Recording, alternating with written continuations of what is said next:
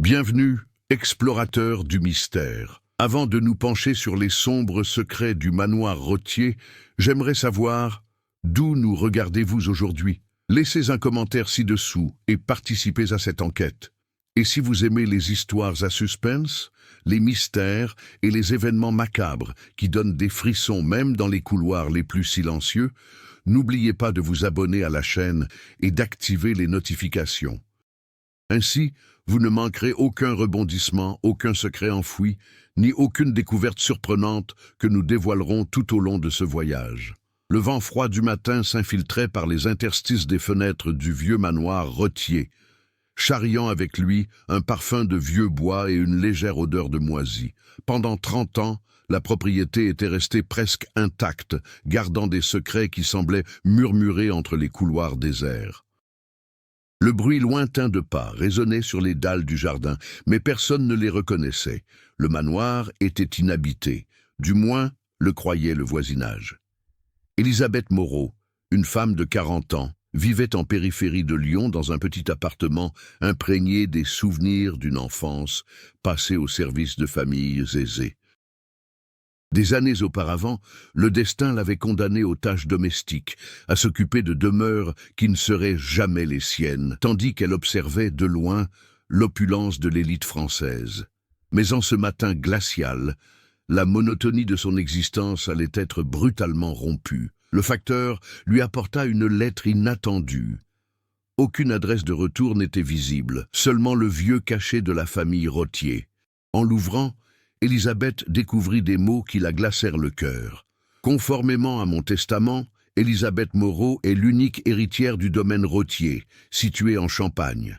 Tous les biens, meubles et collections personnelles lui appartiennent entièrement. Elle avait du mal à y croire. Une servante, héritière d'une des familles les plus traditionnelles et respectées de France? Depuis des semaines, le nom Rottier résonnait comme une légende parmi les gens du coin. Une famille d'aristocrates excentriques, mêlée à des scandales discrets, avec des histoires de disparitions mystérieuses et d'héritages troubles. Et maintenant, non seulement elle serait responsable du manoir, mais elle porterait aussi le fardeau de décennies de silence et de mystère que personne n'osait élucider. Le trajet jusqu'au manoir se fit en silence. Le chemin de terre, bordé de vignes, semblait plus sombre que tous les souvenirs d'enfance d'Élisabeth. Des arbres tortueux projetaient de longues ombres qui dansaient sur la voiture, tandis que la lumière de l'aube peinait à percer la brume. Chaque virage paraissait un mauvais présage, chaque bruit venant de la forêt, un avertissement subtil que quelque chose clochait.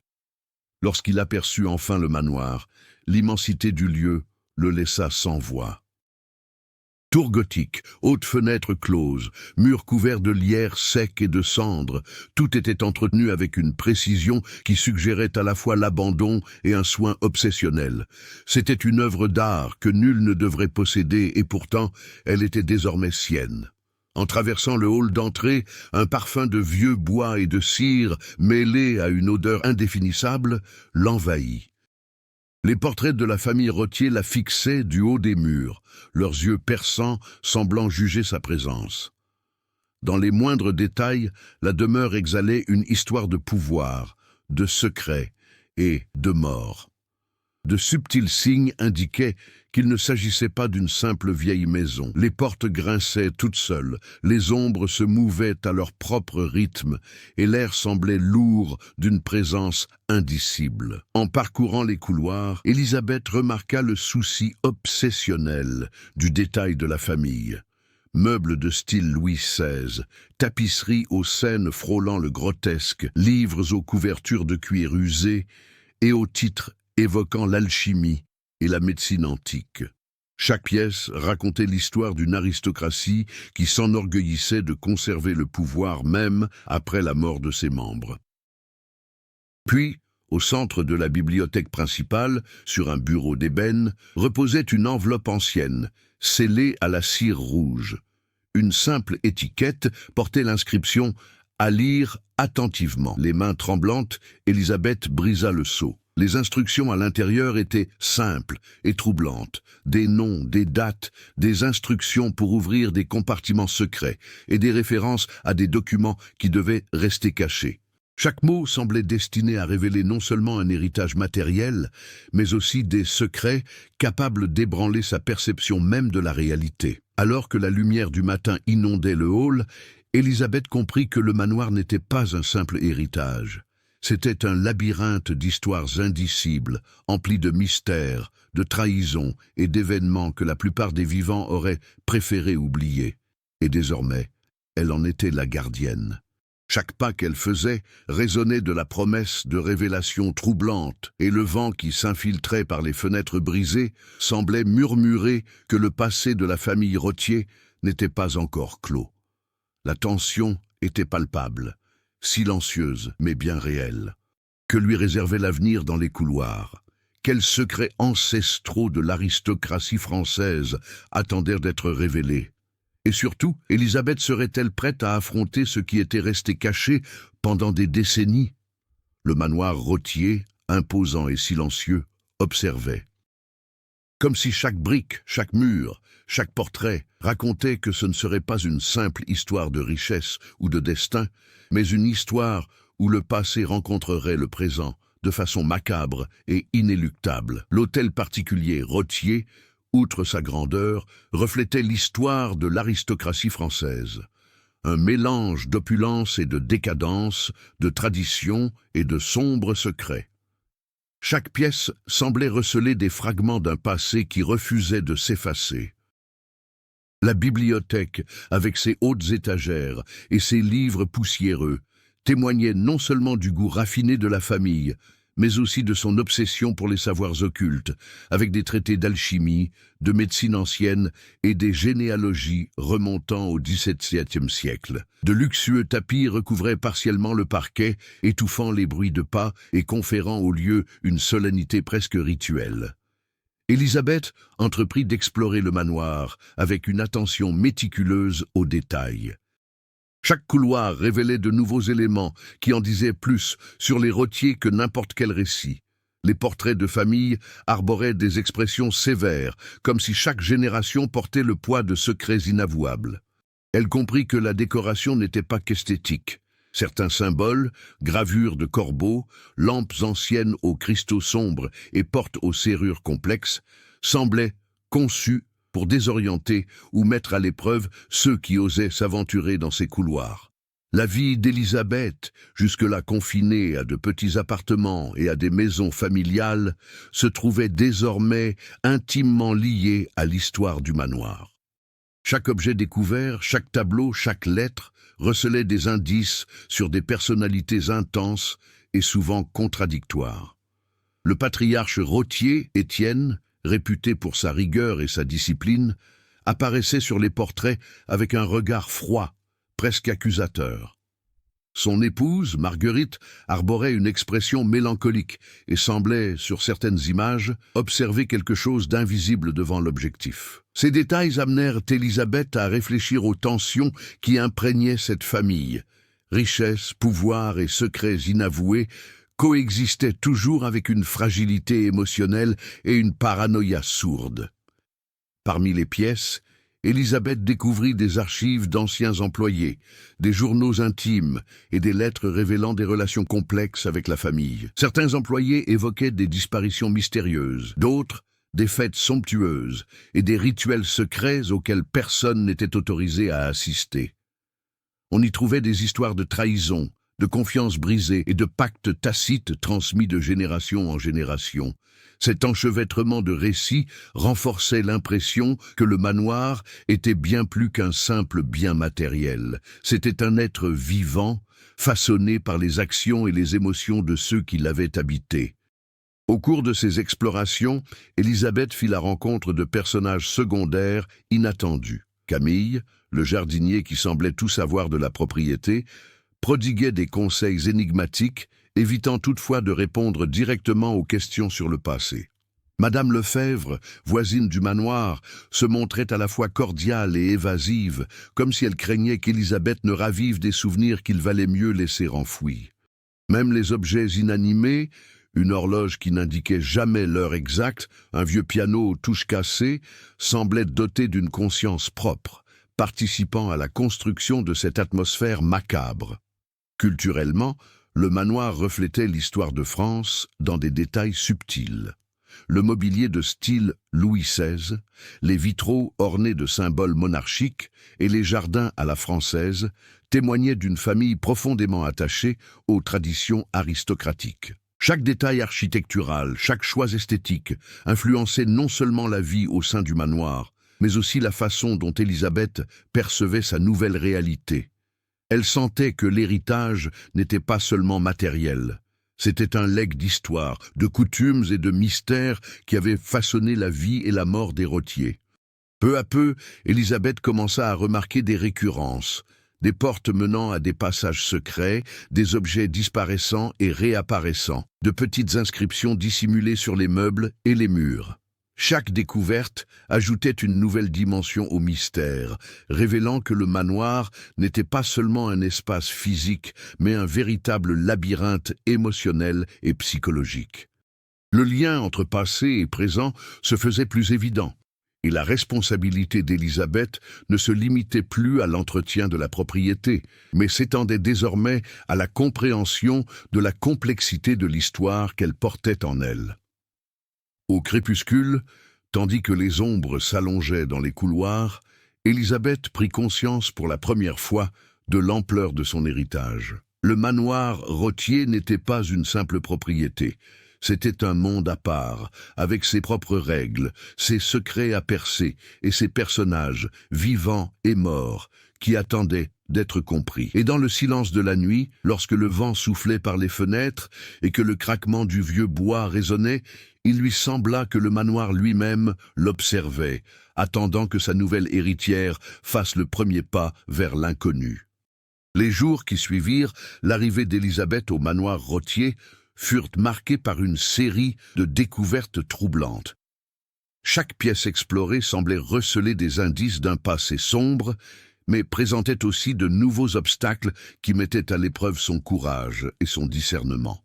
Ce qui paraissait au départ n'être qu'un précieux héritage se révéla bientôt être un labyrinthe de secrets défiant toute logique et toute raison. Le premier conflit majeur surgit avec les documents laissés dans la bibliothèque.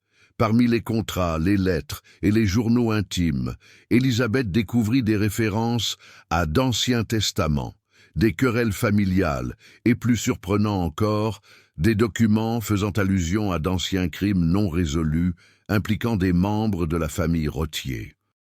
La simple lecture de ces pages lui fit battre le cœur à tout rompre, mais éveilla aussi en elle un malaise sourd.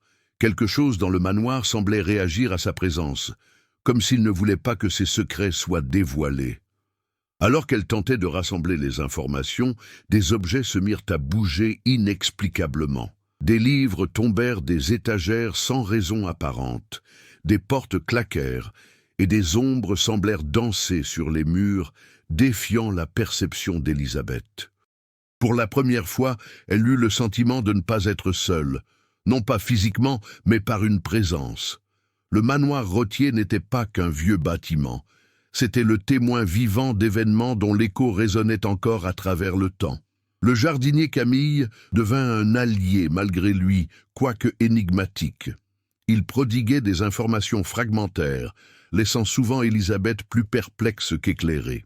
Parfois, il semblait avoir peur de parler, jetant des regards par-dessus son épaule et murmurant à propos de choses qui préfèrent rester cachées. La tension entre se fier à ses paroles ou suivre son intuition devint un conflit intérieur constant, qui se reflétait dans les décisions qu'Élisabeth devait prendre. Un autre sujet de tension apparut avec Madame Lefebvre, la voisine, qui semblait épier le moindre geste de l'héroïne. Toujours cordiale, ses paroles recelaient une subtilité menaçante, comme si elle en savait plus sur le manoir et les Rottiers qu'elle ne le laissait paraître. On parlait de disparitions, de visiteurs qui ne quittaient jamais la propriété, d'événements que personne n'osait évoquer à voix haute. Chaque rencontre avec elle renforçait le sentiment qu'Élisabeth pénétrait en territoire régi par des règles invisibles et dangereuses. le conflit se manifestait aussi concrètement au sein même du manoir.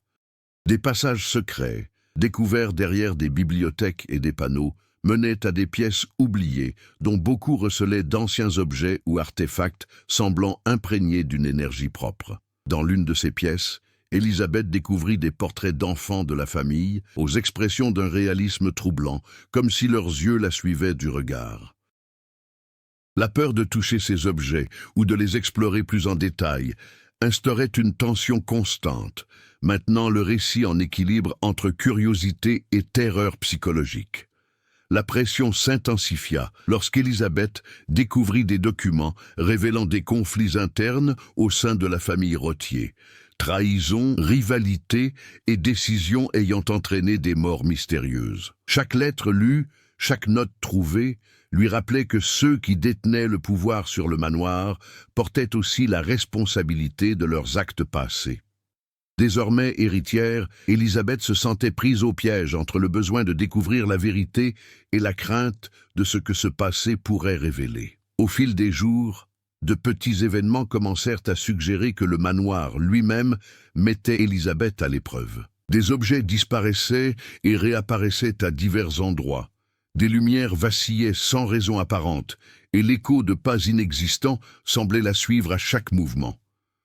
Ce mélange de tensions physiques, mentales et émotionnelles maintenait Élisabeth en alerte constante, révélant que le manoir n'était pas un simple lieu à habiter. C'était une énigme à résoudre, mais à un prix exorbitant. Parmi les personnages secondaires, de nouveaux conflits apparurent. Camille, le jardinier, révéla avec hésitation que certaines parties du manoir avaient été délibérément isolées, renfermant des documents et des objets qui, s'ils étaient exposés, pourraient bouleverser notre compréhension de l'histoire familiale. Madame Lefebvre, quant à elle, laissa entendre que tous les anciens habitants n'étaient pas partis, laissant une présence qui continuait d'imprégner les lieux. Chaque bribe d'information intensifiait le conflit central. Élisabeth devait comprendre l'héritage qu'elle avait reçu, mais à chaque étape, le sentiment de danger grandissait. La tension atteignit un point critique lorsqu'Élisabeth, par une nuit de forte pluie, entendit frapper à la porte du grenier, un endroit qu'elle n'avait pas encore exploré en profondeur. Poussée par un mélange de peur et de détermination, elle gravit l'escalier grinçant pour se retrouver face à des portes verrouillées et des murs couverts d'inscriptions anciennes. Le sentiment d'être observé s'intensifiait à chaque mouvement. Là, il devint évident que le manoir obéissait à ses propres règles et que chaque action d'Élisabeth pouvait entraîner des conséquences inattendues, tant physiques que psychologiques. Ainsi, le conflit central se cristallisait. Élisabeth devait gérer l'héritage, les secrets de la famille Rottier, les manifestations mystérieuses du manoir et la pression psychologique exercée par ses alliés comme par ses adversaires. Chaque obstacle était soigneusement conçu pour éprouver son courage, sa perspicacité et sa détermination, maintenant ainsi l'intérêt du lecteur et son impatience de découvrir jusqu'où elle irait pour percer les secrets qu'elle portait désormais.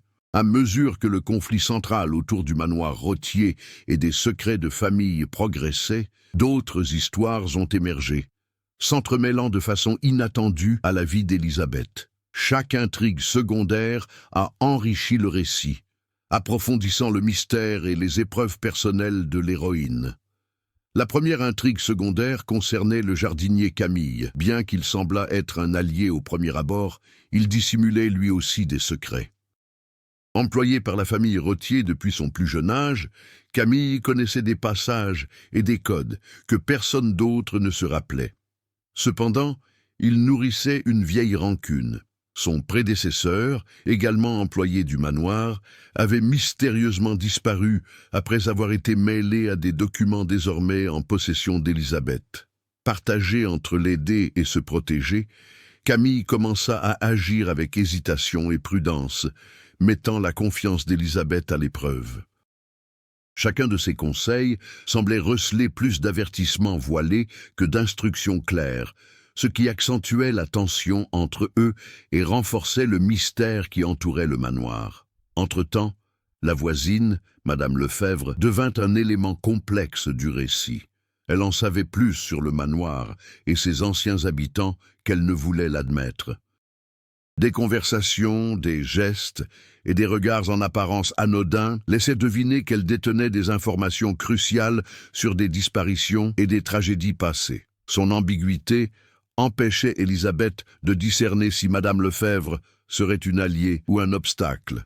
Les faits étaient clairs. L'héroïne devait agir avec prudence, mais à chaque pas, l'urgence grandissait, créant une tension constante qui imprégnait aussi bien les interactions humaines que l'atmosphère du manoir. Un autre fil narratif émergea de vieux objets et documents. Dans une pièce fermée à clé, Élisabeth découvrit des lettres de membres de la famille Rottier évoquant des événements jamais révélés au grand jour. Rivalité fraternelle, pactes secrets et décisions ayant entraîné des morts mystérieuses. Chaque lettre ouvrait de nouvelles perspectives tout en accentuant le sentiment de danger imminent. Cette intrigue secondaire permit d'explorer différents personnages du passé, révélant comment leurs choix et leurs obsessions avaient façonné le manoir et le présent d'Élisabeth. Le manoir lui-même constituait une intrigue à part entière. Passages secrets, pièces cachées et objets semblant se déplacer imposaient des défis qui dépassaient le simple cadre psychologique. Un vieux piano qui jouait tout seul certaines nuits, une horloge qui affichait des heures erronées et un miroir aux reflets déformés transformaient l'architecture en un personnage à part entière, actif et imprévisible. Élisabeth ne pouvait se contenter d'errer dans les pièces. Elle devait déchiffrer des motifs, reconnaître des signes et interpréter des indices subtils, annonçant pièges ou révélations. Cette dimension ajoutait tension et urgence, tout en renforçant l'aspect macabre du récit. Une intrigue personnelle commença à se dessiner chez Élisabeth. Hériter du manoir Rottier impliquait non seulement de gérer les aspects matériels et historiques de la propriété, mais aussi des bouleversements intérieurs. Elle se retrouva confrontée à ses propres insécurités, ses peurs et ses ressentiments, accumulés au fil d'années de vie modeste. Chaque découverte au manoir reflétait des facettes de sa personnalité, le courage, la curiosité, la détermination, mais aussi la vulnérabilité. La tension entre son passé modeste et le poids d'un héritage aristocratique transformait chaque décision en un dilemme moral, émotionnel et pratique. De plus, de petits mystères secondaires commencèrent à s'entremêler. Objets disparus, documents égarés et phénomènes inexpliqués formèrent un réseau d'intrigues secondaires qui renforçait l'idée que le manoir n'était pas qu'un simple espace physique, mais un organisme complexe capable d'interagir avec ses habitants. Le protagoniste devait non seulement démêler l'histoire de la famille, mais aussi comprendre le fonctionnement de cet environnement apparemment vivant, une présence constante et observatrice. L'élément temporel fut ajouté pour intensifier la tension narrative. Chaque jour qui passait, sans que les énigmes du manoir soient résolues, augmentait la pression. La lecture des lettres révélait d'anciennes dates et échéances, dont certaines recelaient encore de mystérieuses implications dans le présent. L'urgence de percer les secrets avant qu'ils ne soient perdus ou qu'un événement imprévu ne survienne poussa Élisabeth à explorer les lieux avec prudence, mais aussi avec détermination. Au final, ces intrigues secondaires, la relation ambiguë avec Camille, les secrets de Madame Lefebvre, les vieux documents, le manoir lui-même et l'évolution intérieure d'Élisabeth s'entremêlaient naturellement avec le conflit central. Chaque élément renforçait le suspense et la complexité du récit. Maintenant, le lecteur en haleine, impatient de découvrir comment les différents fils narratifs allaient se rejoindre et aboutir au dénouement. Les semaines suivantes se transformèrent en un cycle inquiétant de découvertes et de petites révélations, et Élisabeth commença à comprendre que le manoir Rottier n'était pas qu'un simple héritage, mais une énigme exigeant des réponses immédiates. Cependant, le véritable tournant survint par une nuit sans lune, lorsqu'un événement inattendu changea à jamais sa perception du monde qui l'entourait. En explorant la bibliothèque principale, Élisabeth découvrit un passage secret qu'elle n'avait pas remarqué auparavant, une porte étroite dissimulée derrière une étagère. À l'intérieur, un escalier descendait vers ce qui semblait être une aile souterraine, oubliée depuis longtemps par la famille Rottier elle-même. L'air s'alourdissait à chaque marche, saturé de moisissures et d'une odeur métallique indéfinissable, comme si le passé y avait laissé une empreinte tangible, attendant d'être révélée.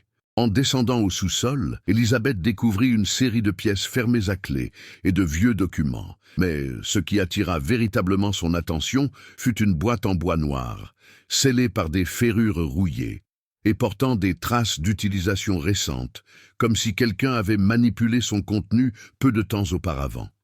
Un mot jauni était attaché au couvercle, à ouvrir uniquement par Elisabeth Moreau. La vérité vous attend. Le mystère prit une ampleur inattendue. Il ne s'agissait plus seulement de l'histoire du manoir, mais de quelque chose ou de quelqu'un qui influençait encore la réalité de l'héritière. En ouvrant la boîte, elle découvrit des documents, de vieilles photos et des journaux intimes qui révélaient un secret troublant. La famille Rottier avait conservé des archives de rituels et de pratiques occultes impliquant ses propres membres qui cherchaient à préserver leur pouvoir et leur emprise par la peur et le silence. Mais plus choquant encore, des indices laissaient penser que certains descendants de la famille, portés disparus, étaient peut-être encore en vie, cachés quelque part dans ou près du manoir, manipulant les événements pour que les secrets restent enfouis. Cette révélation bouleversa profondément Elisabeth. Jusqu'alors, elle n'avait côtoyé que l'étrange, les objets qui se déplaçaient seuls, les ombres et les lettres énigmatiques. Mais la possibilité que des membres de la famille Rottier exercent encore une influence active changea tout. La peur devint tangible, et le passé de l'aristocratie française cessa d'être de l'histoire ancienne pour devenir une menace présente. Au même instant, des bruits de pas résonnèrent dans le couloir souterrain.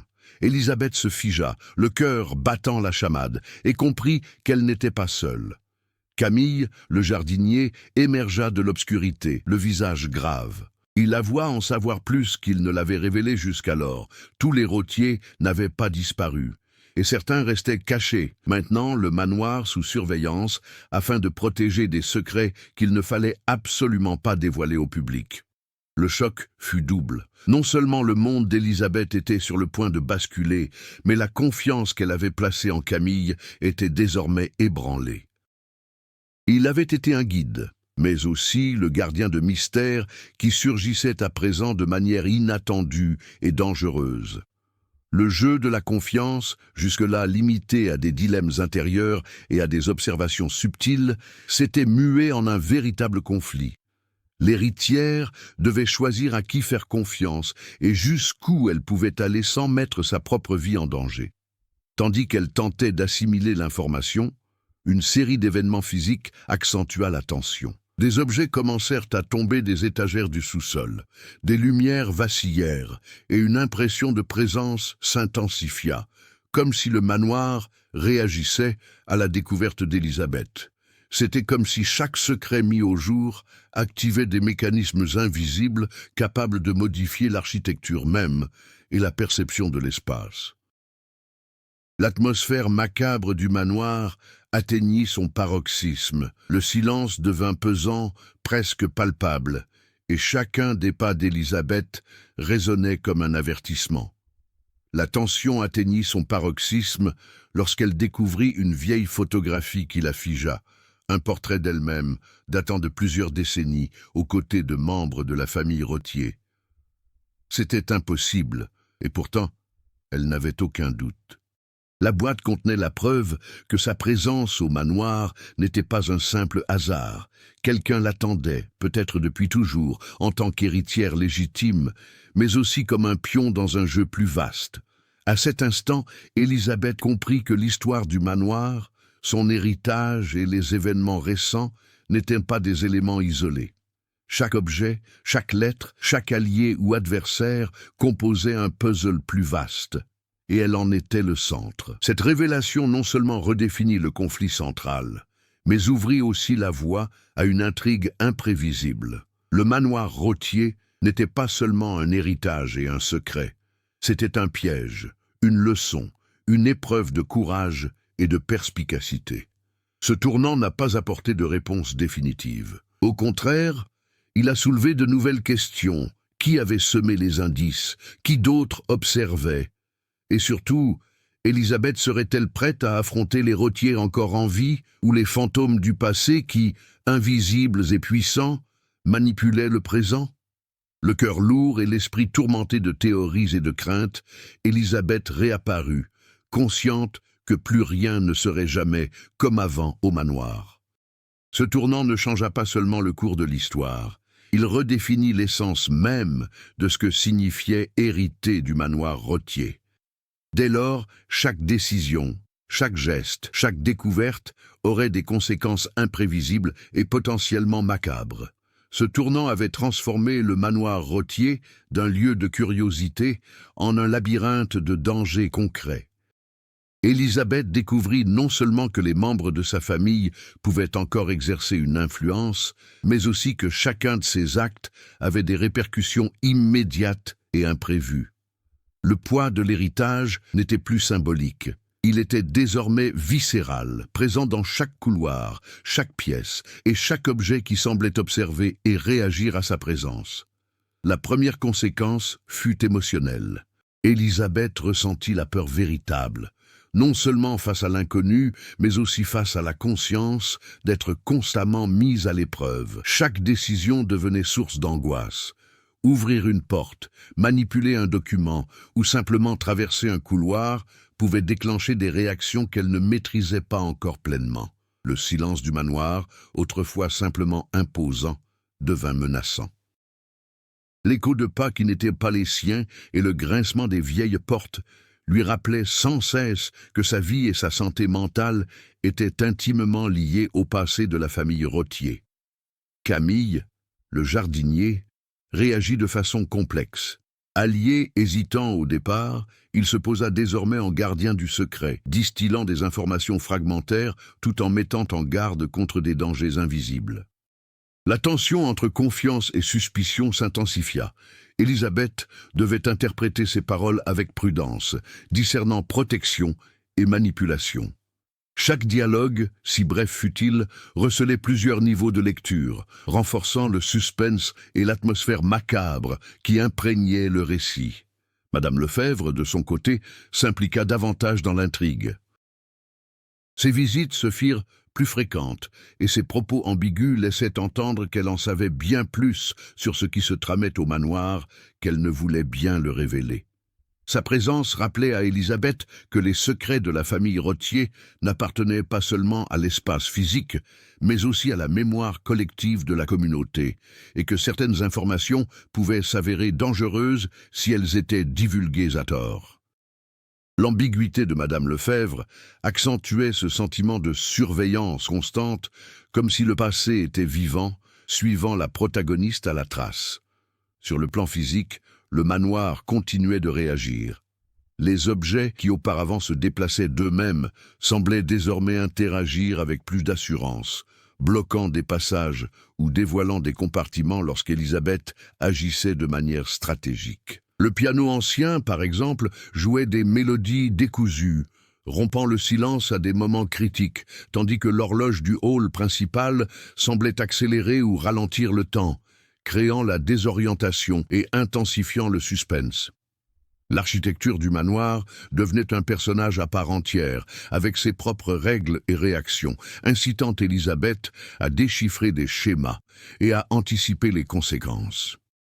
La découverte de vieux documents provoqua une autre réaction importante. Élisabeth dut se confronter à des dilemmes éthiques et moraux. Certains documents laissaient entendre que des membres de la famille Rothier avaient commis des actes pouvant être considérés comme criminels ou immoraux, mais les détails étaient flous et incomplets. Révéler ces informations risquait d'avoir des conséquences pour autrui, tandis que les ignorer revenait à perpétuer des secrets qui maintenaient le contrôle de la famille sur la propriété. Ce dilemme renforça la complexité du récit. L'héroïne devait non seulement résoudre le mystère, mais aussi assumer le poids de décisions susceptibles d'affecter des vies présentes et futures. Un autre effet important fut l'impact sur les intrigues personnelles d'Élisabeth. Son courage et sa détermination furent mis à rude épreuve, provoquant une évolution intérieure et des changements visibles dans son comportement. Elle commença à agir avec plus de prudence, à observer les schémas et à prendre des décisions stratégiques au lieu de simplement réagir aux événements. L'interaction entre son développement personnel et l'atmosphère macabre du manoir créa un récit plus dense, captivant le lecteur et suscitant son attente pour la suite. Finalement, les conséquences immédiates de ce tournant ont engendré une tension croissante et de nouveaux conflits. Élisabeth a commencé à comprendre que l'héritage n'était pas qu'un simple legs de richesse ou de biens, mais une épreuve de perception, de courage et de capacité à affronter l'inconnu. Chaque découverte, chaque interaction avec les personnages secondaires et chaque réaction du manoir lui-même contribuait à renforcer l'imprévisibilité du récit, maintenant le suspense et l'atmosphère macabre, tout en guidant l'héroïne vers des défis encore plus intenses. Au terme de 6 jours d'exploration intense, Élisabeth comprit que le manoir Rothier, avec ses ombres, ses secrets et ses objets apparemment vivants, ne tolérerait plus la passivité. Chaque action qu'elle entreprenait désormais avait des répercussions concrètes, façonnant non seulement son propre destin, mais aussi l'histoire même de sa famille. La tension était palpable, et le décor était planté pour la suite. Confrontation, révélation et l'évolution définitive d'Élisabeth face à un héritage qui se révélait de plus en plus imprévisible et sombre. Suite aux événements qui ont marqué un tournant, Élisabeth sentait que plus rien dans le manoir Rothier ne pouvait être abordé avec une prudence superficielle. Chaque couloir, chaque objet, chaque ombre semblait l'inviter à explorer plus profondément, mettant à l'épreuve son courage et sa perception. L'héroïne comprit que pour survivre aux complexités de l'héritage, elle devrait évoluer, non seulement en tant qu'héritière, mais aussi en tant que personne capable de comprendre et d'affronter les mystères qui l'entouraient. Le premier pas vers la guérison de ses peurs fut d'accepter que le manoir n'était pas un simple lieu physique, mais un labyrinthe d'expériences, d'émotions et de secrets. À chaque visite des pièces souterraines, Élisabeth aiguisait son attention, observant les motifs dans les objets qui bougeaient d'eux-mêmes, dans les bruits qui résonnaient entre les murs et dans les inscriptions qui apparaissaient là où on ne les attendait pas. Cette capacité grandissante à décrypter son environnement lui permit d'anticiper les petits événements, de déjouer les pièges et de découvrir des passages secrets sans dépendre de Camille ni de Madame Lefebvre. Parallèlement, Élisabeth commença à affronter la peur qui la paralysait. Les épisodes macabres, auparavant suffocants, devinrent des sources d'inspiration pour son intelligence et son courage. Par exemple, lorsqu'elle comprit que certains vieux documents étaient des pièges ou des épreuves, elle entreprit de les analyser méthodiquement, cherchant à distinguer le vrai du faux, la manipulation et ce qui pouvait lui être utile. Ce changement d'attitude non seulement la fit mûrir, mais intensifia également le suspense. Le lecteur perçoit que l'héroïne est désormais actrice, qu'elle défie son environnement au lieu de simplement y réagir. L'évolution d'Élisabeth se manifestait également dans sa relation avec Camille. Le jardinier, auparavant énigmatique et prudent, commença à voir en elle non seulement une héritière temporaire, mais une personne capable de comprendre les dangers du manoir et de prendre des décisions par elle-même. Ce changement profond lui permit de partager des informations plus détaillées, ouvrant de nouvelles perspectives d'exploration, toujours à condition qu'Élisabeth fasse preuve de discernement et de courage. Le lien qui unissait les deux femmes trouvait un équilibre entre confiance et prudence, conférant une profondeur émotionnelle au récit et renforçant l'idée de l'évolution de l'héroïne. Madame Lefebvre, quant à elle, devint le reflet des potentialités d'Élisabeth. La voisine, forte de son savoir profond, avait déjà intensément ressenti le poids du manoir. Leurs échanges, désormais plus complexes, permirent à l'héroïne d'élaborer ses propres stratégies, d'apprendre à composer avec l'ambiguïté et la manipulation. Chaque rencontre apportait de nouveaux enseignements sur la prudence, l'interprétation des signes et la prise de décision en situation d'incertitude. Le dépassement, dès lors, n'était pas seulement physique, mais aussi psychologique et stratégique. Le point culminant de cette évolution survint lorsqu'Élisabeth décida d'explorer l'aile la plus ancienne et la plus dangereuse du manoir, la tour ouest, fermée depuis des décennies et associée à de mystérieux événements au sein de la famille Rottier. Contrairement à avant, elle n'y pénétra ni avec peur ni hésitation. Elle planifia chacun de ses mouvements, observa chaque détail et suivit des indices subtils qui lui seraient passés inaperçus auparavant. Le manoir lui-même semblait mettre sa maturité à l'épreuve, révélant peu à peu pièges, obstacles et énigmes, permettant ainsi à Élisabeth de faire preuve d'une véritable évolution sous les yeux du lecteur. À l'intérieur de la tour, l'héroïne découvrit une série de documents et d'objets qui révélèrent les secrets les plus enfouis de la famille. Des lettres d'anciens Rottier, des journaux intimes de membres disparus et des artefacts macabres commencèrent à dévoiler la complexité de la lignée. Contrairement au passé, où de telles découvertes provoquaient une peur paralysante, elles la poussèrent désormais à agir. Élisabeth apprit à concilier prudence et courage, analyse et intuition.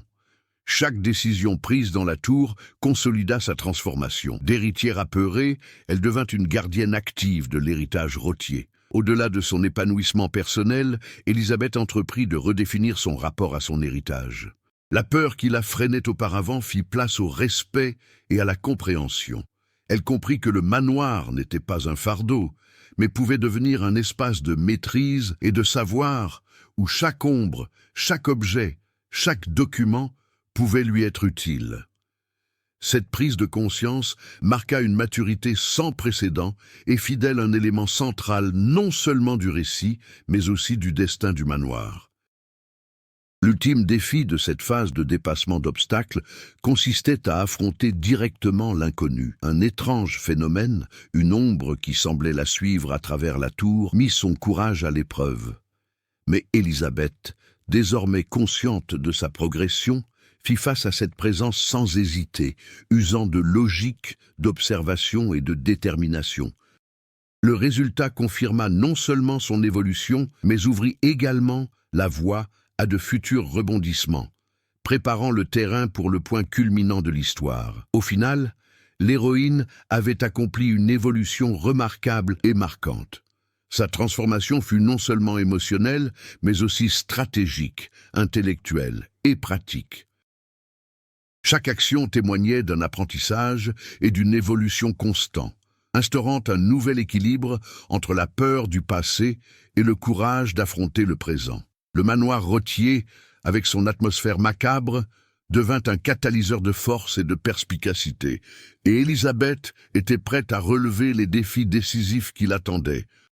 Après avoir affronté et surmonté les épreuves de la tour ouest, Élisabeth comprit que le manoir Rottier recelait encore des surprises, capables de mettre son courage à rude épreuve. De récentes découvertes avaient enrichi sa compréhension des secrets de famille, mais lui avaient aussi révélé que la véritable menace était encore à venir. Chaque couloir semblait chargé de tension, chaque ombre porteuse de sens. L'atmosphère du manoir, autrefois inquiétante, était désormais presque palpable, comme si elle anticipait le pire. La première étape de la préparation consistait à organiser les informations recueillies. Élisabeth a examiné les documents de la bibliothèque, les journaux des disparus et les lettres secrètes découvertes dans la tour. Chaque détail devenait une pièce du puzzle, permettant de recenser les alliés, les ennemis potentiels et les dangers cachés.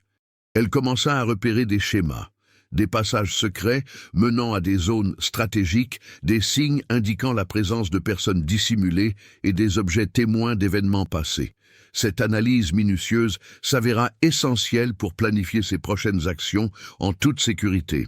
Camille et Madame Lefebvre jouèrent un rôle déterminant dans cette phase. Camille, désormais plus confiante dans les capacités d'Élisabeth, lui donna des indications subtiles sur les lieux à explorer ou à éviter, insistant sur la prudence face aux anciens pièges.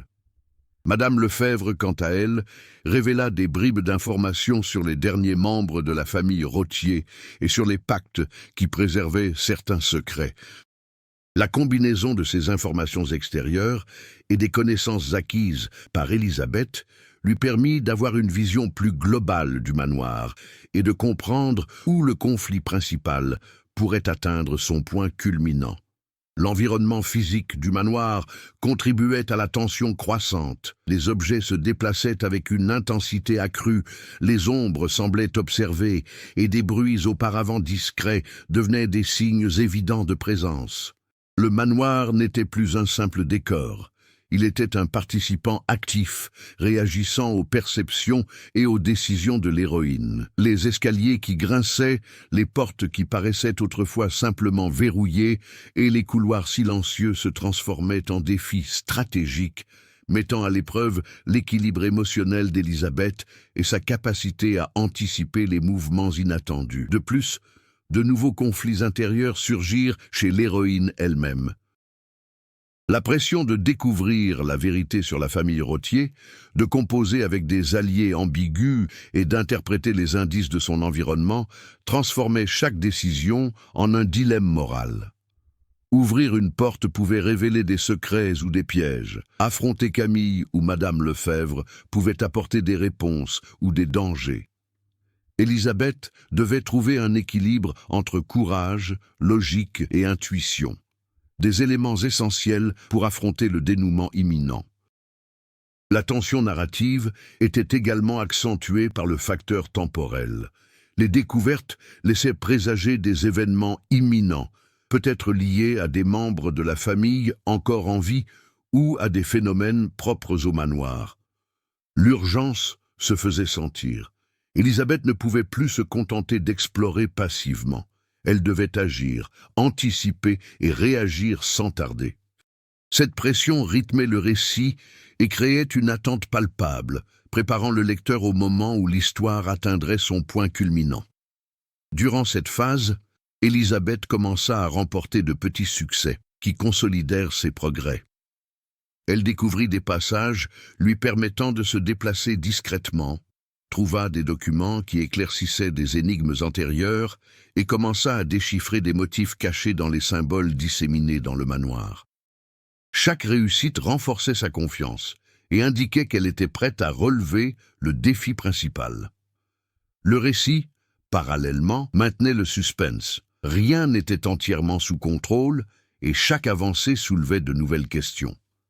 La préparation impliquait aussi d'affronter les aspects les plus macabres du manoir.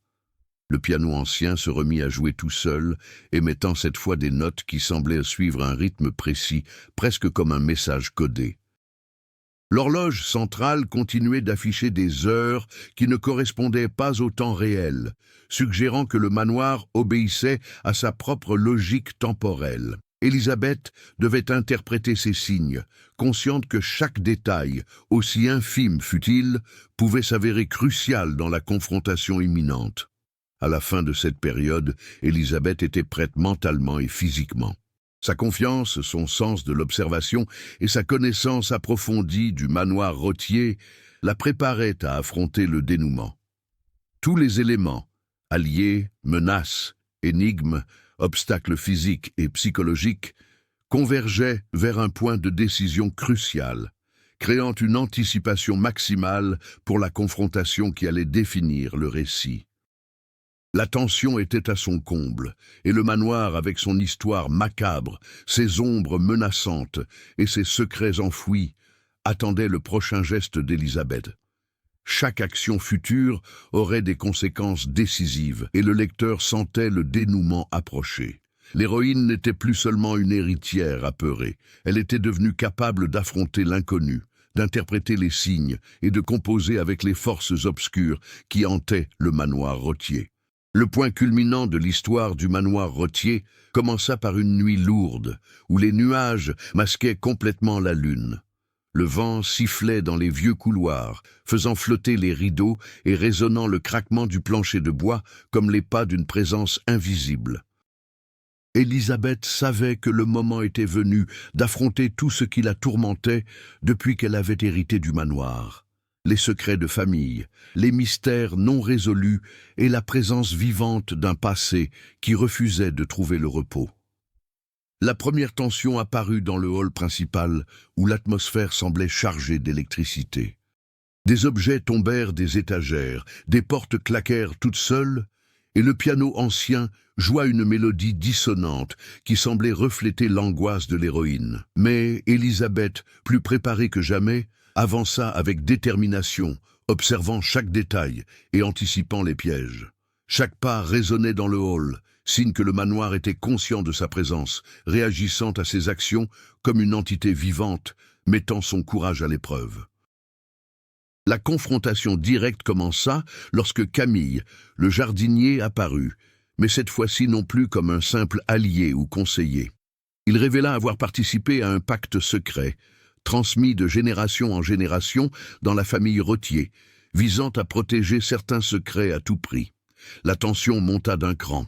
Elisabeth comprit que, derrière l'ombre et le manoir lui-même, se cachèrent des êtres prêts à manipuler, contrôler, voire éliminer ceux qui s'approchèrent de la vérité.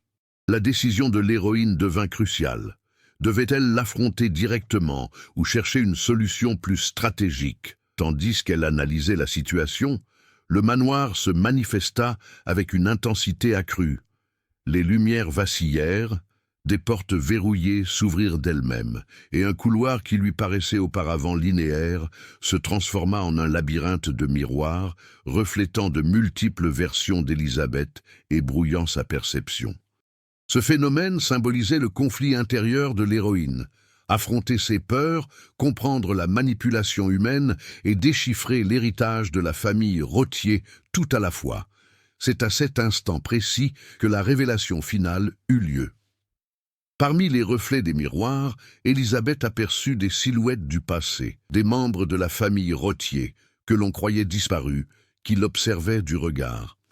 Leurs expressions oscillaient entre attente, jugement et parfois une approbation soudaine. L'héroïne comprit alors que le manoir ne mettait pas seulement son courage à l'épreuve, mais que toute la lignée Rottier était présente, directement ou indirectement, exigeant d'elle qu'elle prouve sa capacité à comprendre et à embrasser cet héritage. La tension atteignit son paroxysme lorsque Camille tenta de barrer la route à Elisabeth, prétextant que certains secrets étaient trop dangereux pour être révélés. Mais l'héroïne, forte de toutes ses connaissances, de l'analyse des motifs dans les objets à l'interprétation des messages subtils laissés par d'anciens membres de sa famille, parvint à surmonter l'obstacle.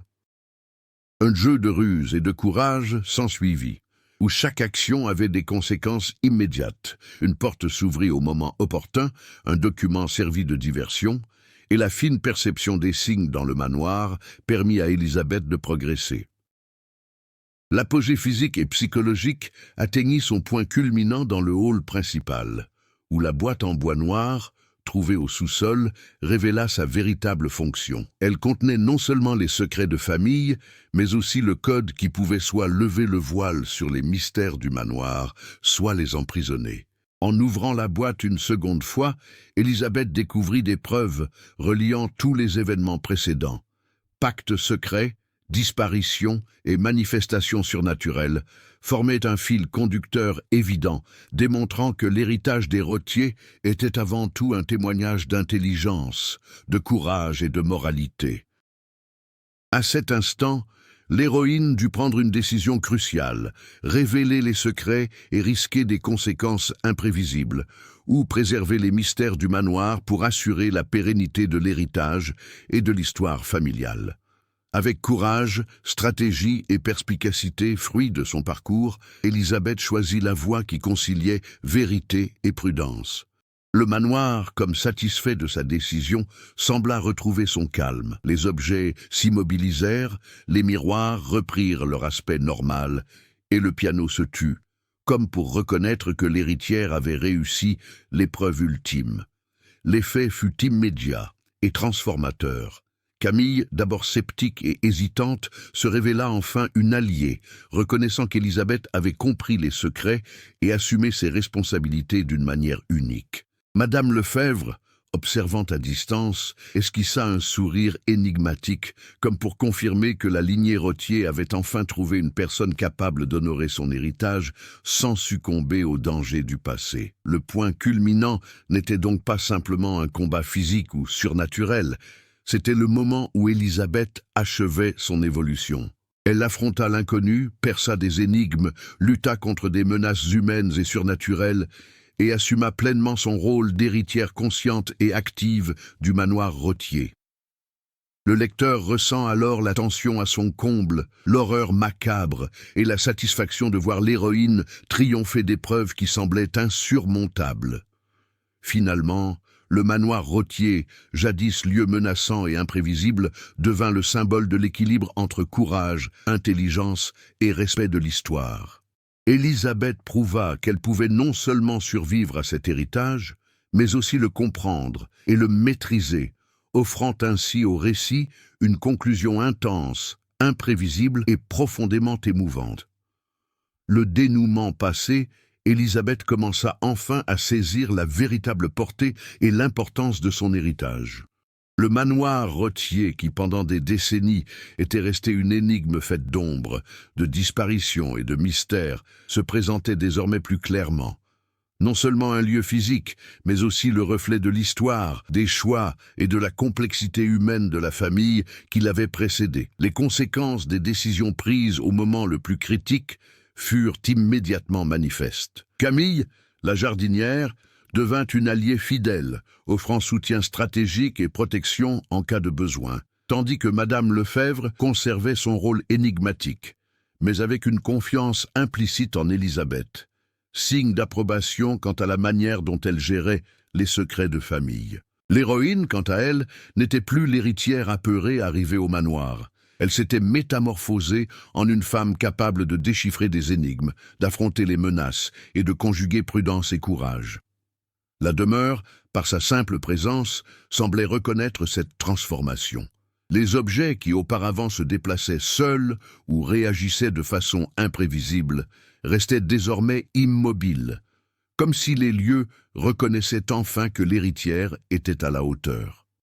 Les pièces jadis sombres et silencieuses rayonnaient d'un sentiment d'équilibre, suggérant que la maîtrise d'Élisabeth sur l'espace, tant physique que symbolique, était désormais consolidée.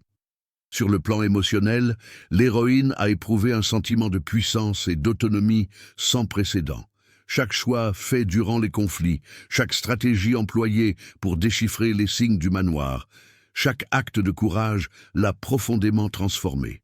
Elle a appris à faire confiance à son jugement, à interpréter les nuances et à affronter la peur avec détermination.